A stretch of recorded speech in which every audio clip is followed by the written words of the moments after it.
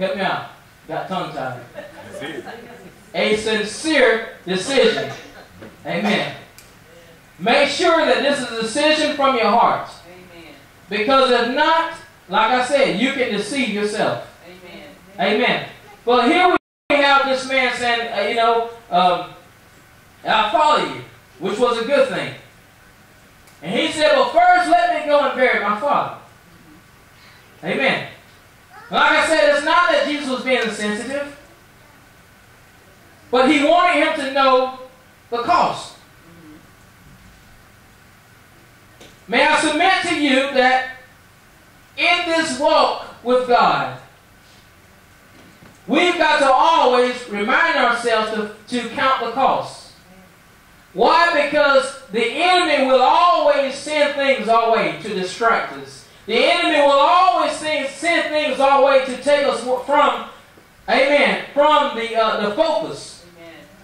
But we've got to have a sincere heart, a made-up minded heart to say, God, I'm still going to follow you. God, I see the consequences. Amen. God, I see what may come my way. God, but still, I love you more. Amen. Is there anybody in this place to say, God, I love you more? Amen. God, I love you more. God, I love you more than the things that I go through. God, I love you more than how things may appear to me. God, I love you more than my headaches that I have to endure, Father God. I love you more, God. I love you more than the sickness, God. God, you haven't left me, God. I love you more, God. I'm not going to turn my back on you, God.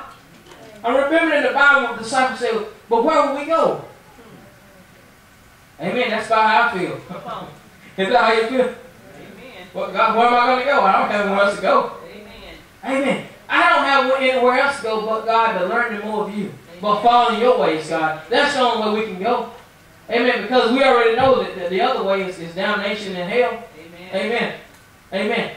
But what I want us to see today, church, is we've got to count the cost. And I'm saying along the way. It's not just salvation. Along the way, church, we've got to count the cost. Amen. Sometimes we've got to remind ourselves why I'm in this race. Amen. Am I talking to anybody here?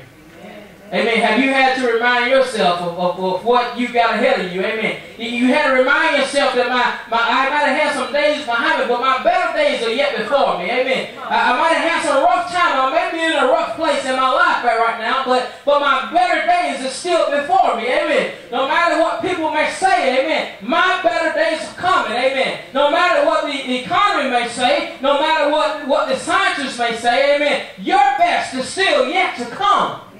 Amen. So my question is, where will we go? Amen.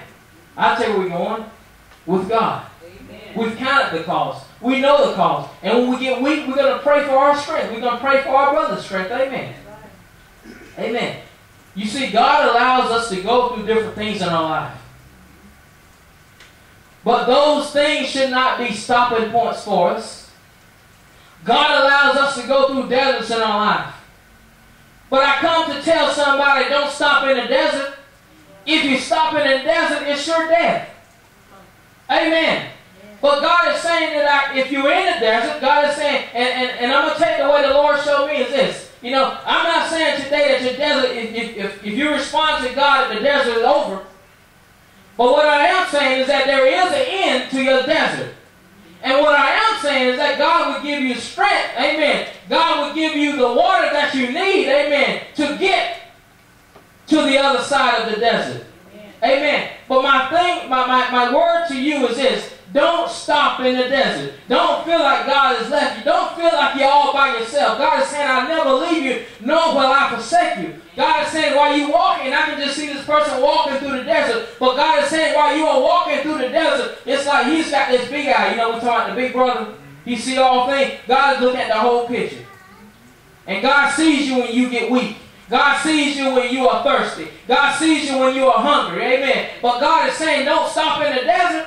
God's saying, look up to Him. He's the author and the finisher of your faith.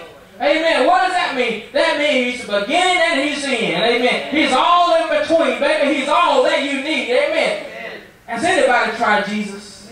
Is He all right? Do you know He's all right? Do you know whatever situation that you face that He's all right? Do you know that the things that want to come and make their way number one in your life is really not worth it? Amen. But we got to start speaking to those things and say, you know what? You're trying to get number one. But God is number one in my life. And there's only one place. And that's Jesus Christ's place in my life. Amen? He's got to be the number one. He said, I'm a jealous God. Amen. But church, God is saying to us today that He loves you. God is saying this Valentine's Day, all He wants you to do is reveal and open up your heart.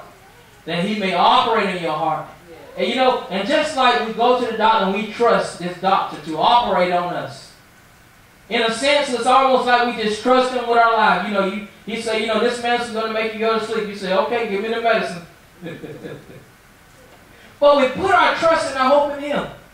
How much more if we could put our hope and our trust in God? Amen? God, I just trust you. Does it look like it? No, it don't. Well, let me ask you a question, church. Why is it that we can come to the decision to give our lives to God, which is eternity situation? We talk about eternal, where I spend my eternity at. When it comes down to me trusting God from day to day, I struggle. Now, how much sense does that make? But you know, church, we find ourselves in that situation all the time. I can trust you, God, that eternity that I'll be with you forever in heaven. I've got that much trust and faith in you. But when it comes down to me living this life, a victorious life, when it comes down to me living this life saying, God, you say you'll never leave me nor forsake me, when it comes down to me saying, God, I trust you at your word, amen. When it comes down to me really, really trusting God, we have doubts. That doesn't make sense, does it? Do we really trust God with our eternity then? I ask myself this question. Amen. But God is wanting us to trust Him all the way. And say, God, fix me. You know, and I'm reminded when an alcoholic goes to an AA meeting, one of the first things that he has to do is recognize I got a problem. Now we can sit around in a circle all day long and say I ain't got no problem. And as soon as the pastor I'm ready to turn up a bottle. Amen. But I'm still talking about I don't have a problem. Amen. Amen. We've got to be real with God's church. And say, God, I've got some issues. And God, only you can help me with these issues. God, I'm dealing with some problems. Only you can help me and deal with me in the problems. God, only you, God, can heal my heart. There's some in here that's got a broken heart. But you know what? God can heal it. But God is saying, whatever you need, wherever you are, it don't matter what it is that you're going through. Jesus didn't die for certain things. He died for everything. Amen. And you know, what I like about the life of Jesus is, you know, he had a determined mind. He had a determined mind. When you look at before His birth, He said that He would save the world from their sins. Amen. That was His, if you would, that was His role in life. When He was at the age 12, remember He was at the temple preaching and teaching. And His mother and father had left Him, forgot about Him. Amen. They began to look around and realize He was at the temple preaching and teaching. And they said to Him, they said, and I'm paraphrasing, where have you been? And He said, don't you know I'm about my Father's business? Other words, don't you realize the hour? You see, He realized the hour. He realized He didn't have all the time that people think that they have. He realized that He was on a schedule. And once we realize that we don't have forever to do the work of God, amen, we'll be more fervent about His work. Amen. And as it goes on, and I look at how He delivered people, how He set people free, amen, how He healed people, how He did these miracles after miracles, amen. How when it came down to Lazarus, how He raised Lazarus from the dead. And He said, this was done that my Father would be glorified. Even in that, even through all the stuff that He had gone through, He still kept His focus to save that which was lost. He didn't let distractions come in. He kept His focus. He realized, God, I'm here on a mission. Do you realize that you are here on a mission? Do you realize that your time, you got to work while it's day? Do you realize that you don't have as much time as you think you have?